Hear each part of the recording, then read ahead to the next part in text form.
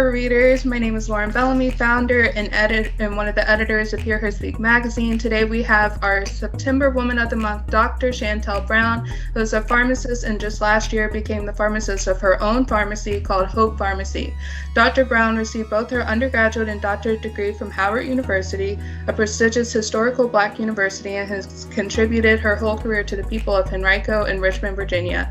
I know her personally, and through that relationship, I've gotten to see her as a pharmacist who slays all day, every day, and seen her be a loving and caring mother to her 3 beautiful children. We are also both alumni of Henrico High. Continuing on, she is also very active in the community by being a part of a plethora of different organizations like the Cultural Arts Center of Glen Allen and Richmonders involved to strengthen communities organization. Thank you so much, Dr. Brown, for joining me today. Thank you for having me. Okay. So let's get started. When you decided to become a pharmacist, what was your mission or purpose that you wanted to lead with in your career? I always was curious as to what would make us feel better. I've always had that desire to know we take this, but it works. It actually knows exactly where to go in our body in order to make us feel better. And so that always intrigued me. And that's why I wanted to become a pharmacist. My mother said, I think you're becoming a hypochondriac, just so that I could see if something was wrong with me and take something. And then, I was better. So that's what my mother said. But I've just always been curious and fascinated with knowing how the body works and how medication works on the body. And so that's why I really honestly started a career in pharmacy, because originally I looked at computer programming. I was really interested in that, had started taking some classes at high school, like, let's do some computer programming, but it just didn't spark my interest that much. So. Interesting. That's definitely a good reason to want to start a career within pharmacy. So who would you say has been your biggest female role model? Biggest female role model. I would probably say my mother. And I would say her because she was a nurse. I would say she is a nurse. She's still, before COVID, was still working, helping others with her nursing degree and helping seniors. But her desire and drive to have her own business, which she had adult homes, that really having that drive and having certain things that stick with you, that she would always say, whether it was make sure you don't mess up your credit. If you have cash, pay with cash, because your credit, you never know what you may need. And, certain things that really stick with you throughout life. And that was one of them. And I think had I not gone down that road, because as you know, and you will soon find out when you get back on campus, there are going to be multiple credit card vendors trying to get you to sign up for different credit cards. She gave me one while I was in school for emergency purposes and to help build my credit, but that was it. And to this day, I think I was able to get and achieve because I kept my credit where it should be, making sure that, as far as business savvy, making sure that you put those other people first.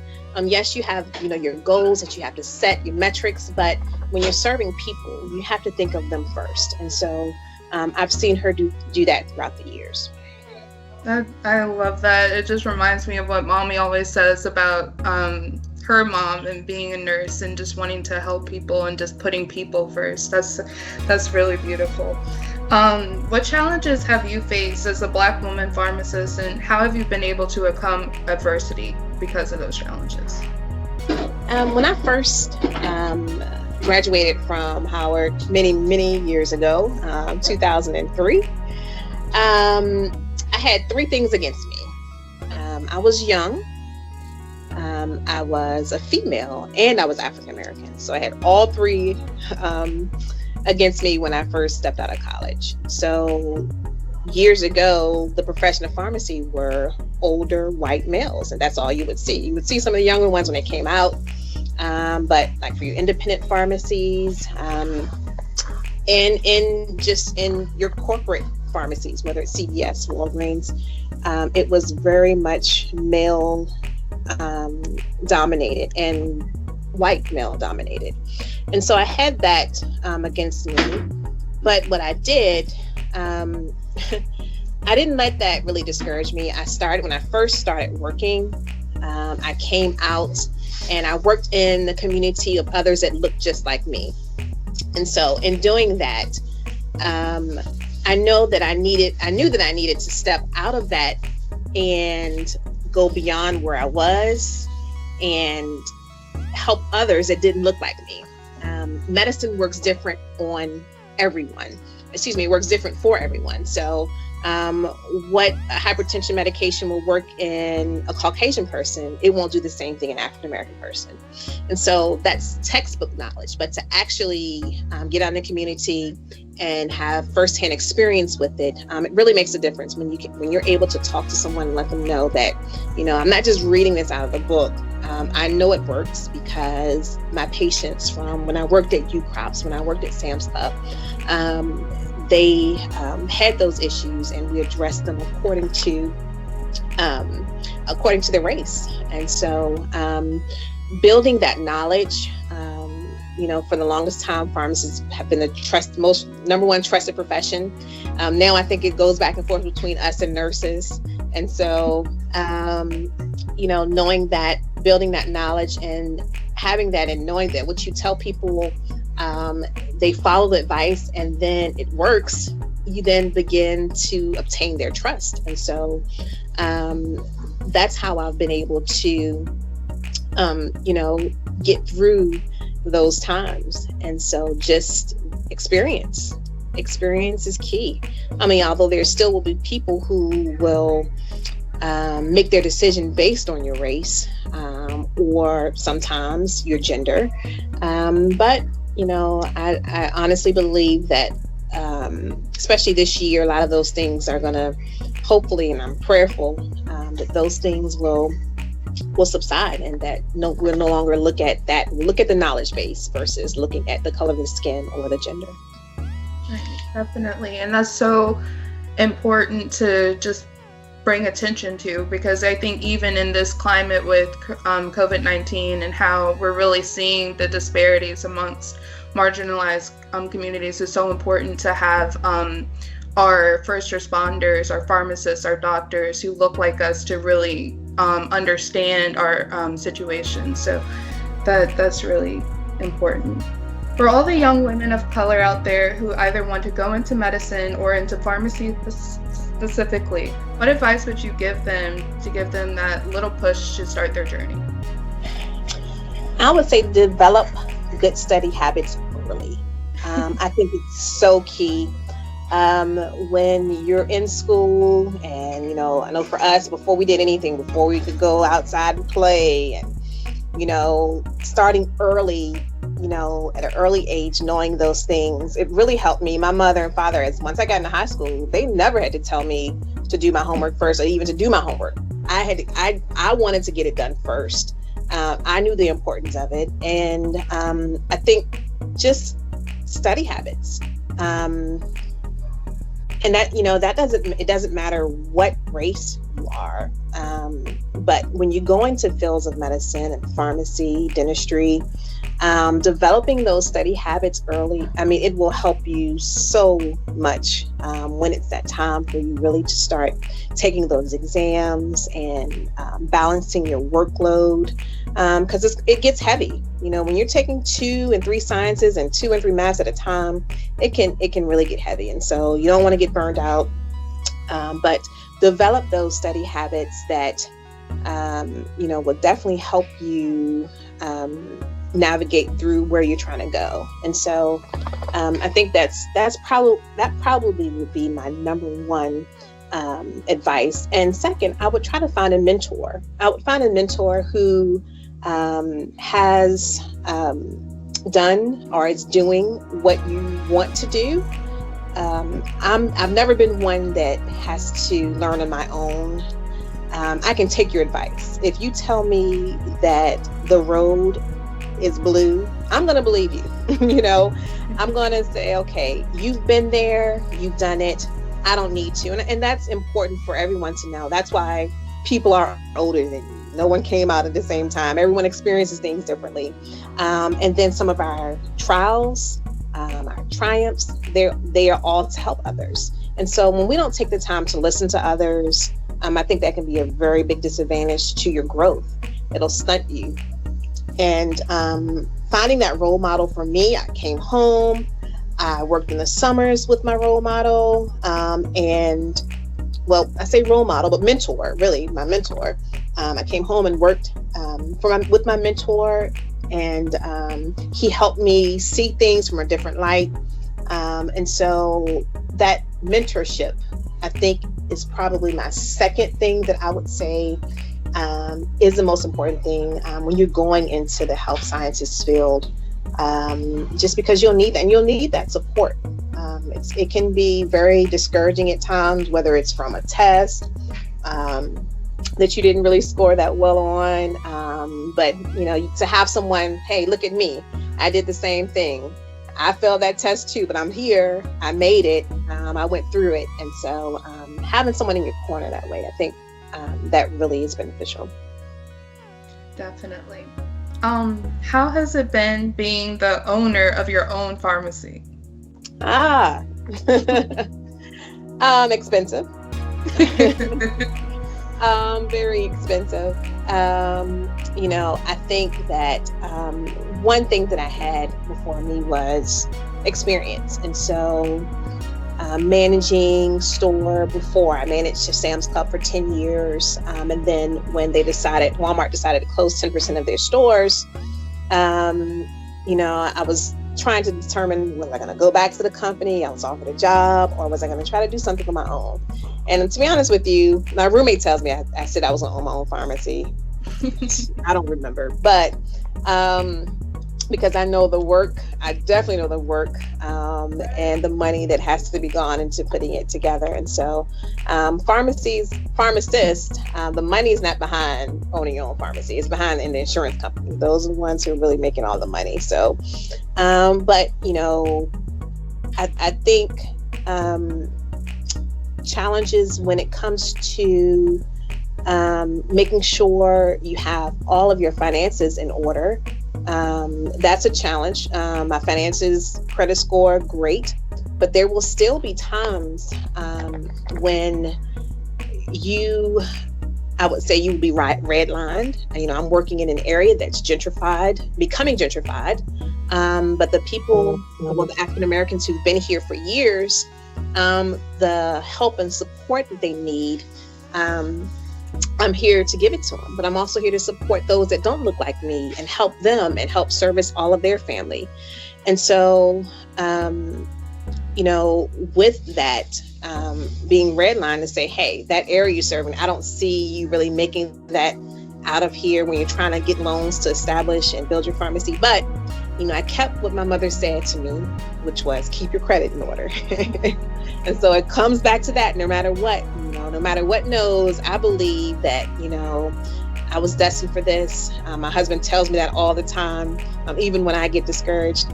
And so just how things have fallen into place. But, there still will be time, even if you have A1 credit, keep all your finances in order. You will run into times where someone will look at you again, going back to how it started out. And hopefully my career will end on this route. And,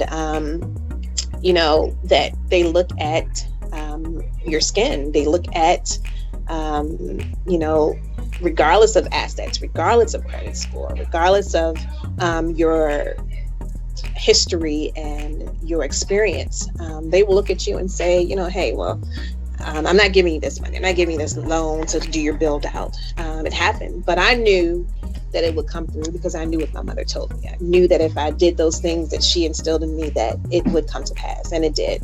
But I would say that would be the biggest challenge, because knowing others and knowing that they didn't go through the same trials that I did, and because they are a different race,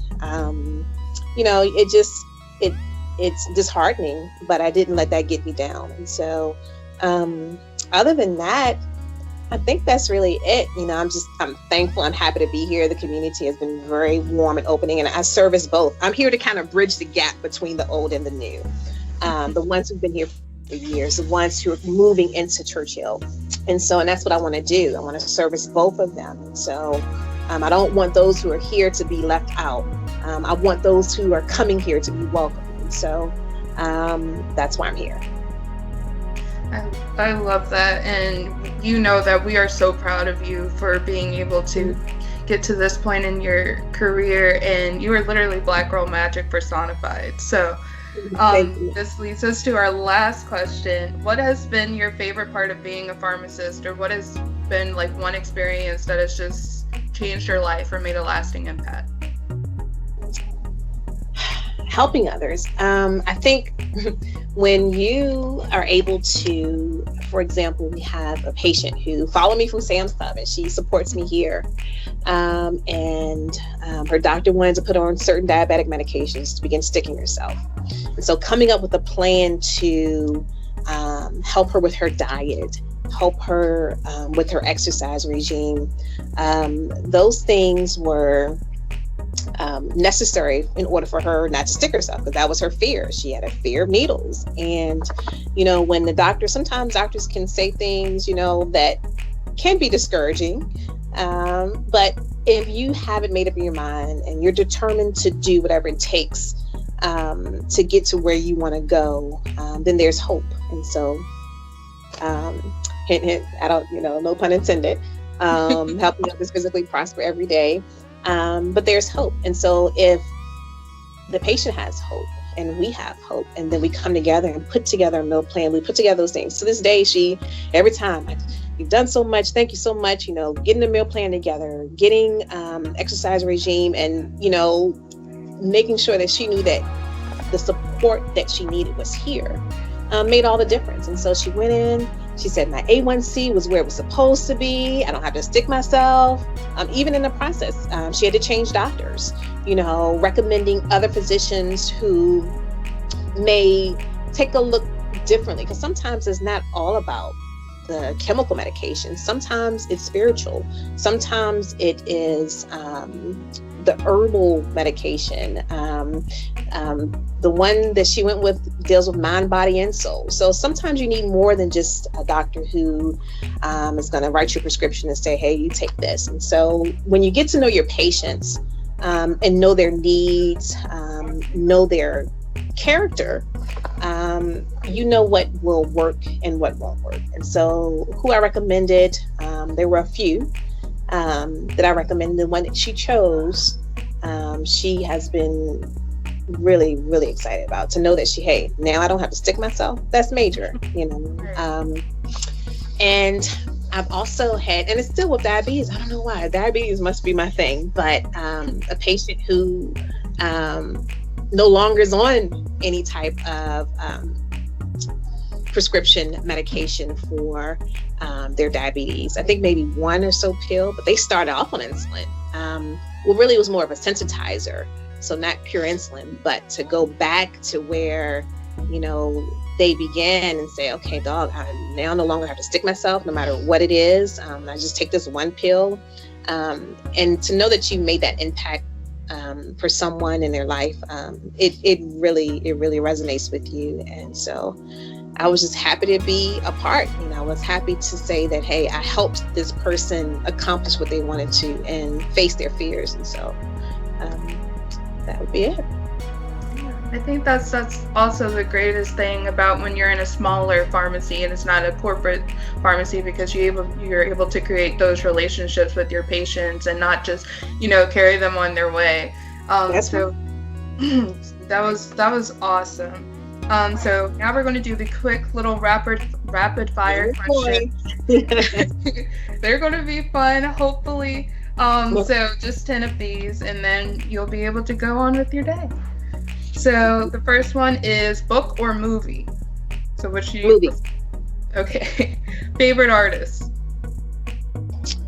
Is this music or is this music? Music. What genre? It can be any genre. Just your favorite artist. Gosh.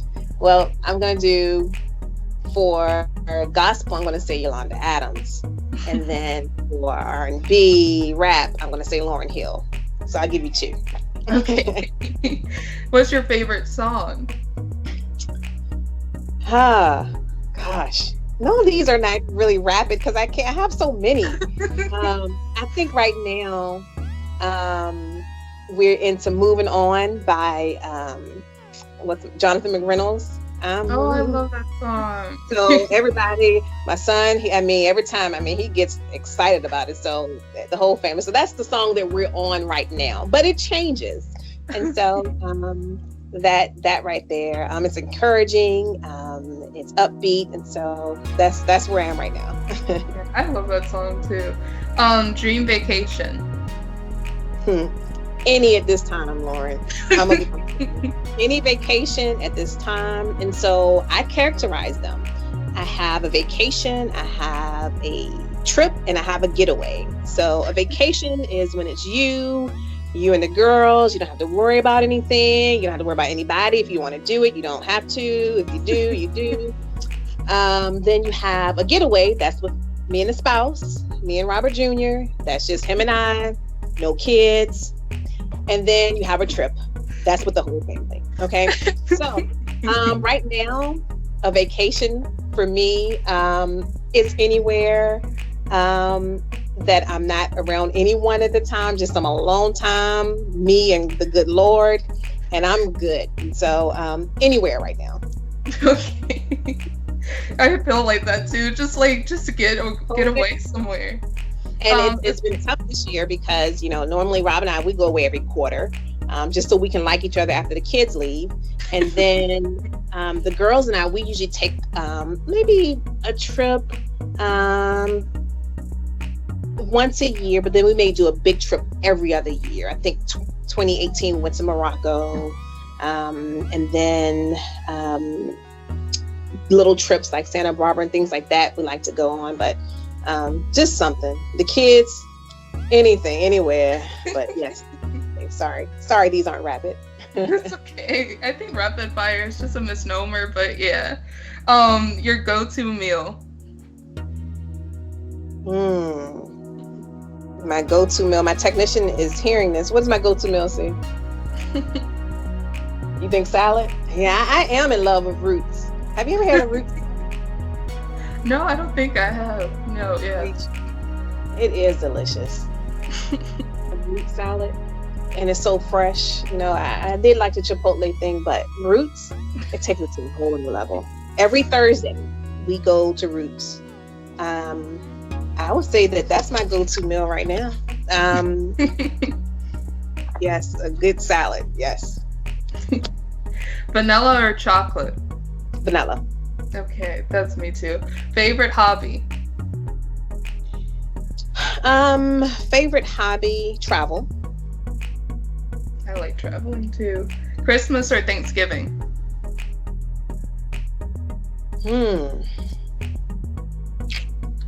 I think now it's become Thanksgiving. As a child, it was Christmas. Yeah. I think as we age, those things change, and what we deemed important is not as much. My kids probably would say the opposite, but being thankful just to be here another day. There's so many people who've gone before us, even just within this year. This has been a really tough year. And so I think now I'm at the point of Thanksgiving. However, celebrating the birth of Christ is probably the most significant part of Christmas. And so I think I would have to say parts of both. The gifts and things, although, if we give to a family and do something nice and them receiving it and knowing that they needed it, those type of things. But I think, the commercialization of Christmas, that no longer excites me. From my kids wanting everything they see on TV to not really celebrating the significance of it. And so I think we've gone away from that, the world within a whole. We've gone away from the importance of it. And so I think it's important that we do that. And that's why I'm leading towards Thanksgiving, but the importance and what I deem important about Christmas is really probably the number one in celebrating Christ, his birth. Yeah, with me, it's a toss-up nowadays because I just really love Thanksgiving, just to be able to be with family and just say what we're thankful for and really just reflect on that. Okay, favorite season. My favorite season would have to be fall going into winter. I'm not a heat person. I don't like to be hot. So this right here is perfect, and I'll tell you why. Because we can lift the windows. It's a little chilly. The electric bill won't be sky high. The heat bill won't be sky high. So right now, even if it's a little crisper, I'm fine with. I love it. When I ran my 3 miles this morning, I was like, this is awesome. This weather, I'm sweating, but I'm not, dying sweating, so this is perfect. So definitely this fall going into winter is perfect. Yeah, I love the changing of the seasons, especially from those two. And we're all like that at home. We're all fall and winter people. Okay, last one. Favorite novel. Favorite novel. I probably would say The Color Purple. I really enjoyed that book, the different dynamics of it. It was really, really good. It's a book old. Now when I read, I'm reading journals, I'm reading stuff about the profession.